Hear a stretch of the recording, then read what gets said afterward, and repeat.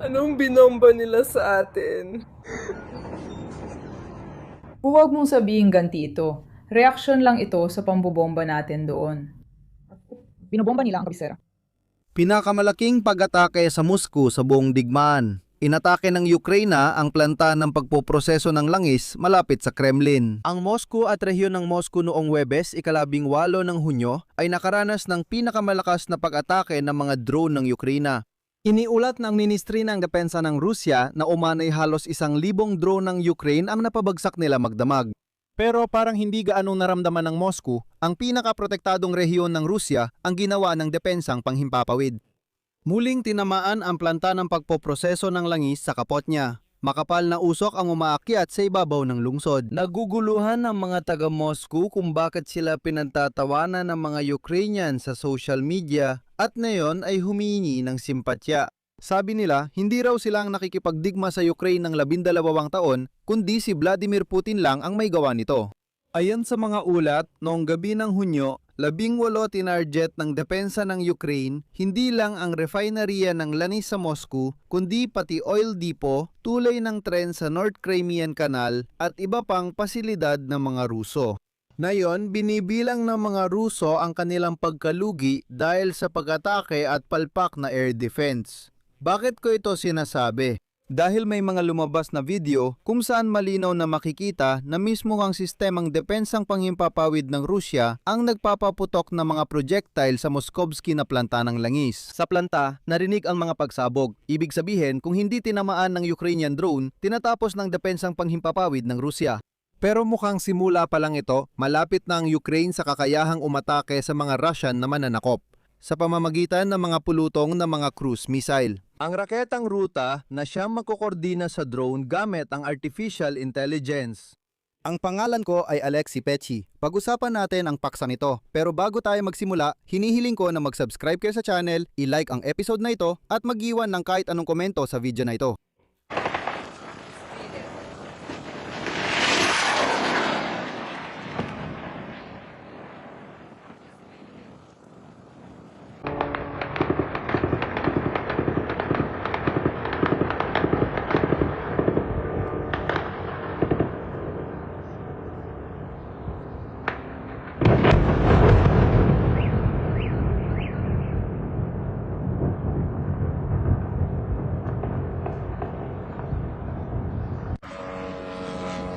Itutuloy!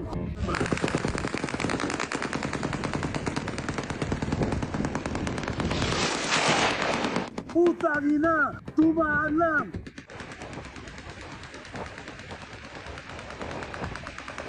Tumaan lang! May nagpapaputok! Dumaan na naman! Dumaan lang! Ayan! Lumilipad pa siya! Putang ina! Ikaw, hindi mo ba ginawa?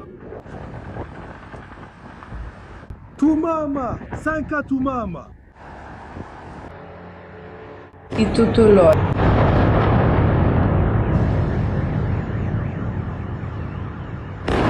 Itutuloy. Itutuloy. Ano? Itutuloy!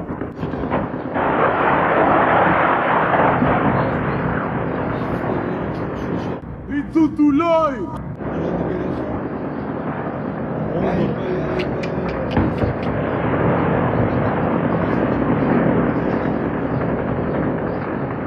Itutuloy! Itutuloy! Itutuloy, ano siya? Ano? May mga guhit sa tabi! Wala, kundi ako. Pa! Pilanong. Kaya, wala nang kasunod. Mga hardinero, Tito Mumen, pwede pa ako, umalis na. Nakaayos na. Umalis na. Nakayos na mga metro. Itutuloy. Oo, depensa sa impapawid.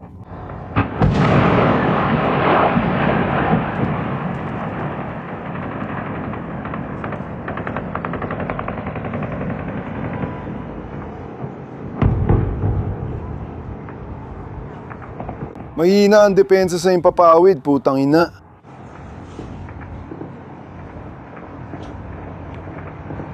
Ой, еще wiem.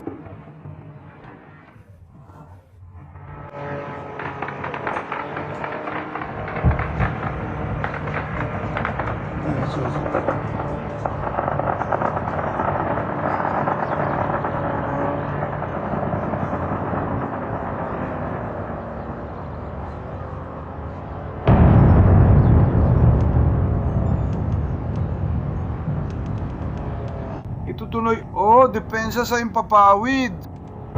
Itutuloy. May pumapalyang putok, putang ina. Putang ina. Dumaan siya siguro, gusto niyang tamaan yon. Umanda.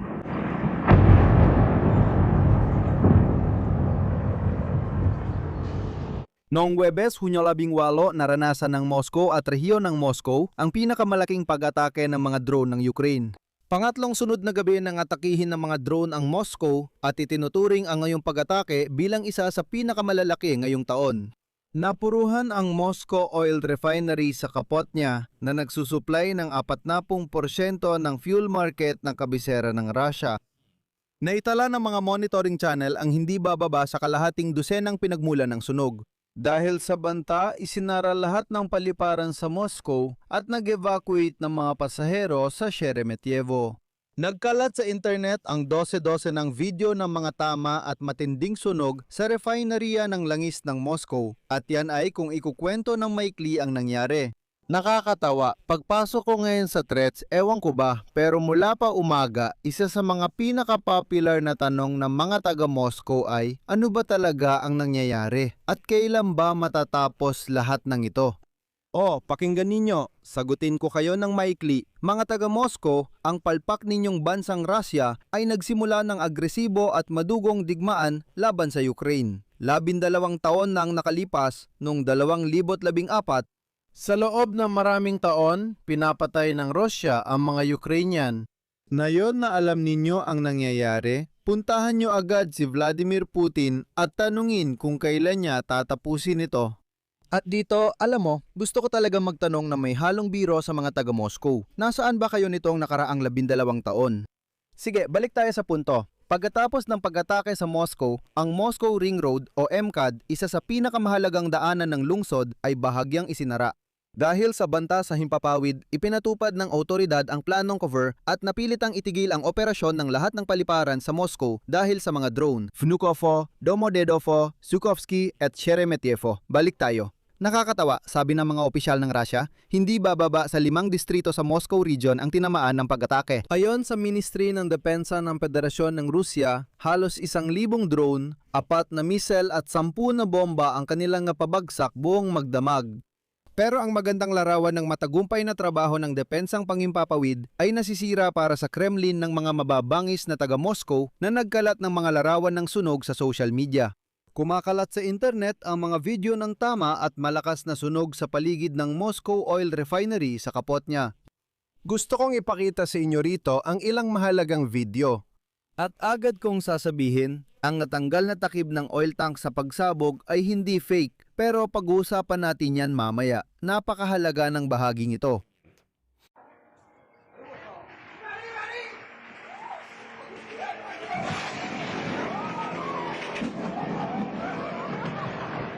Like, subscribe sa channel. Huwag palampasin ang mga bagong video.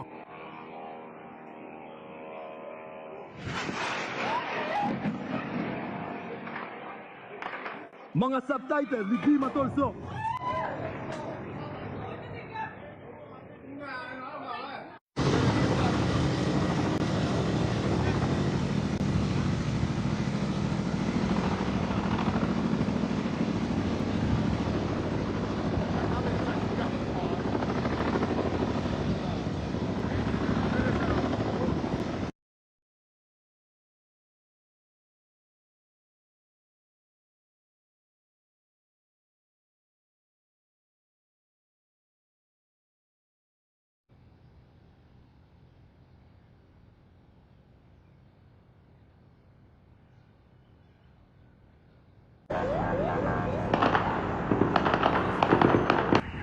Isang si Bermin lang.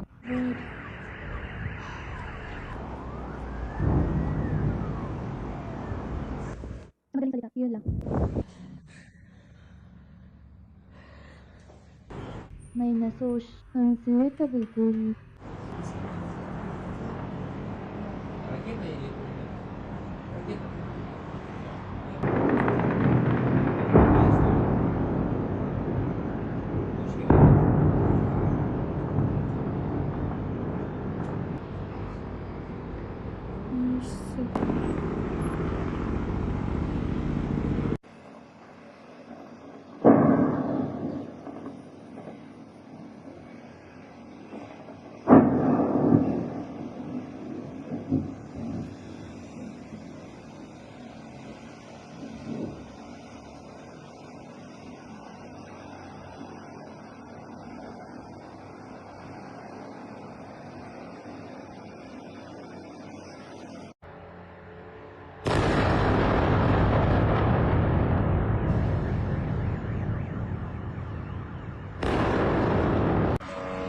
Mga kaibigan, salamat sa panunod!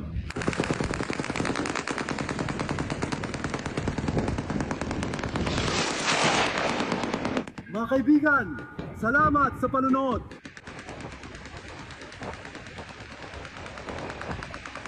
Mga kaibigan, salamat sa panunod!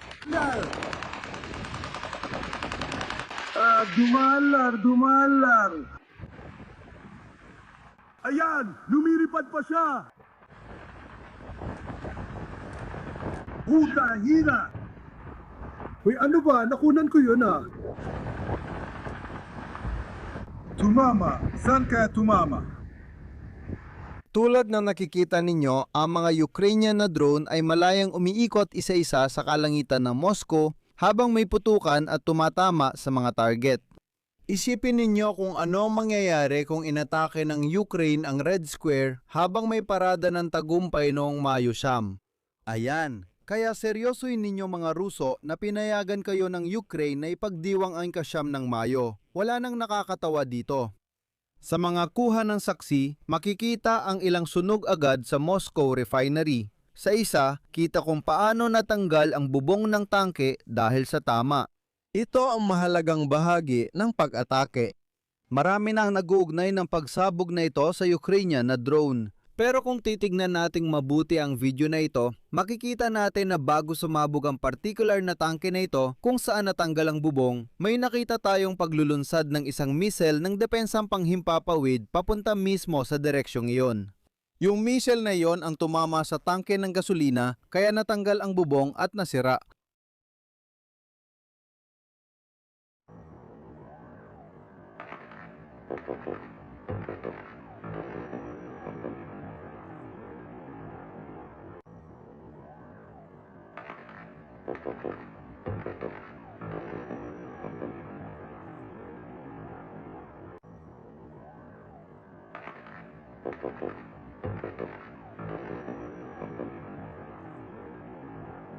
Makikita rin kung paano padalos-dalos mapaputok ng depensang pangimpapawid ng Russia sa ere pero hindi naman tinatamaan ang mga drone. Sa pagtataya ng mga OSIN channel, nagkaroon ng hindi bababa sa 5 sunog sa Moscow Oil Refinery. Ngayon, ito na ang pinakamahalaga. Ang planta ay matatagpuan lamang 15 kilometro mula sa Kremlin. Ang oil refinery ay pagmamay-ari ng Gazprom Neft at isa ito sa pinakamalalaking oil refinery sa Russian Federation. Ang planta ay nagpoproseso ng 12 milyong tonelada ng langis kada taon at sumusuplay ng humigit kumulang 40% ng merkado ng fuel sa Moscow. Ibig sabihin, magkakaroon na rin ng kakulangan sa gasolina sa Moscow. O mas tama, halos wala na nga nito sa mga gasolinahan. Binigyan diin ni Pangulong Volodymyr Zelensky na nitong gabing ito, sa ikalawang pagkakataon sa loob ng isang linggo, nakarating sa Moscow region ang mga malayo ang sandata ng Ukraine. Ayon kay Zelensky, may tinamaan ding target sa Rostov Oblast at mga pansamantalang sinakop na teritoryo ng Ukraine. Isang makatarungang tugon sa pag-atake ng Russia sa mga lungsod ng Ukraine. At diretsahang sinabi ni Zelensky, at ito ay isang sipi, panahon na para tapusin ang digmaang ito at dapat gumawa ng kinakailangang mga hakbang ang Russia sa diplomasya. Sinabi rin ni Zelensky na dapat impluensya ng mga Ruso, lalo na ng taga-Moscow, ang kanilang kalbo at mabahong diktador na si Vladimir Putin kung ayaw pa nilang maranasan ang dagdag na epekto ng digmaan. Kung ayaw nilang pagtawanan ng mga Ukrainyano sa Troitsa, wag na lang magtanong ang mga inosenteng tupa na, kami, bakit kami? Anong nangyayari? Hindi kami nagsimula ng digmaan, si Putin at mga politiko yan. Wala kami sa politika, di rin namin maintindihan ang nangyayari. Hindi naman kami yon. Bakit kami inaatake? Nalukong nagustuhan ng mga komento kapag itong mga hindi naliligo na taga Moscow ay nagsusulat ng, ay, ano bang ginawa sa inyo ng oil refinery? Sige, kayo dyan sa harapan ay pinapatay ninyo ang mga baboy na yon, mga Ruso. Pero ano bang ginawa sa inyo ng oil refinery sa Moscow? Bakit ninyo ito binubomba? O kaya yung mga sigaw na yon, babagsak na sa Kiev. At pagkatapos, binigyan din ng presidente ng Ukraine na hindi sila papayag sa mga pag-atake sa kanilang teritoryo at handa silang gawing impyerno ang buhay ng mga Ruso. Narito ang CP. Sinabi namin na aabutin namin sila. Kung ayaw ni Putin tapusin ang digmaang ito, gusto niyang ipagpatuloy, hindi kami mananahimik, kami ay tutugon. Pinaalala ko ang pag-atake ng Russia sa Kyiv Pechers-Klavra. Naghahanda ang Ukraine ng sagot para dito. Dito, impyerno talaga ang naghihintay sa mga Ruso. Ayon sa Defense Express, malapit na maglunsad ang Ukraine ng pag-atake laban sa mga mananakop na Ruso gamit ang mga pulutong ng Ruta cruise missile na i-coordinate ng AI drone. Particular, dalawang kumpanya, Shield AI at Destinus, ang matagumpay na nagsagawa ng serye ng mga pagsubok sa pag-integrate ng Combat Artificial Intelligence na Hivemind sa iba't ibang uri ng drone. Pinatunayan ng mga pagsubok ang autonomous na operasyon ng mga drone sa impapawid. At kamakailan lang, naitala sa frontline ang kauna-unahang ganap na autonomous na pag-atake ng drone at paglikida sa isang Ruso nang walang anumang partisipasyon ng tao sa mismong pag-atake. Gawa lahat ng artificial intelligence kaya dapat maghanda ang mga Ruso sa pag-atake para hindi na naman sila magsulat ng, bakit kami? At para sa inaasang sigaw ng mga Ruso sa mga komento na parang, na yon siguradong tatamaan ng Kyiv, sasagutin ko na. Marurumi, mga mababangis na Ruso, 5 taon nang tinatamaan ang Kyiv. At ang kalbo ninyong diktador na si Vladimir Putin ay nagamit na ang lahat ng posibleng mga missile para manakot at umatake. Hindi gumagana.